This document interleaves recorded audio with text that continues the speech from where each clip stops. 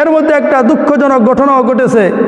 সেটা হলো গত কিছুদিন আগে ইসকনের যেই প্রধান, যার মাধ্যমে আমাদের একজন অ্যাডভোকেটের হত্যা হয়েছে, তাহার মুক্তির দাবি করা হয়েছে।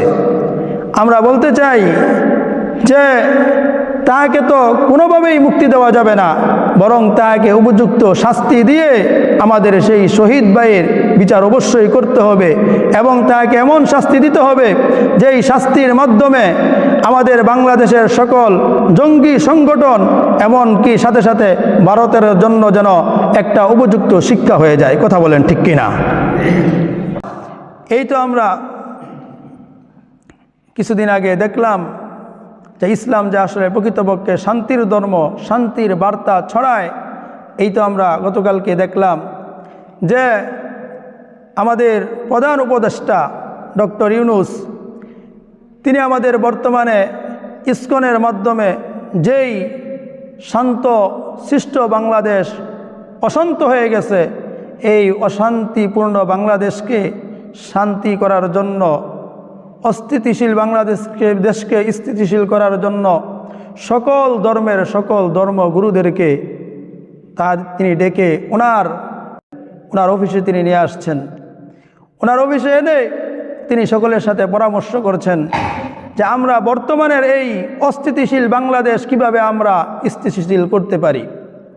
সকলের একটারই পরামর্শ যে এই অস্থিতিশীল করার পিছনে বাংলাদেশের উল্লেখযোগ্য কোনো ধর্মের কাজ নয়, এগুলো হলো ভারতের একটি চক্রান্ত, যেই চক্রান্তের মাধ্যমে আমাদের দেশটাকে অস্থিতিশীল তারা করে তুলছে।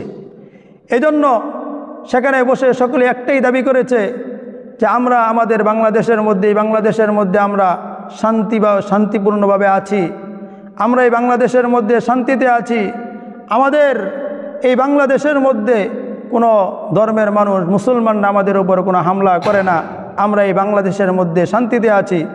কিন্তু এই বাংলাদেশের মধ্যে যাহারা অশান্ত করে তুলতে চাচ্ছে, আমরা অবশ্যই তাহাদের বিরুদ্ধে রুখে দাঁড়াবো।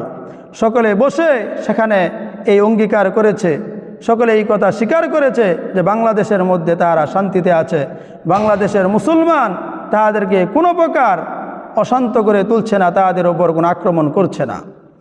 আমি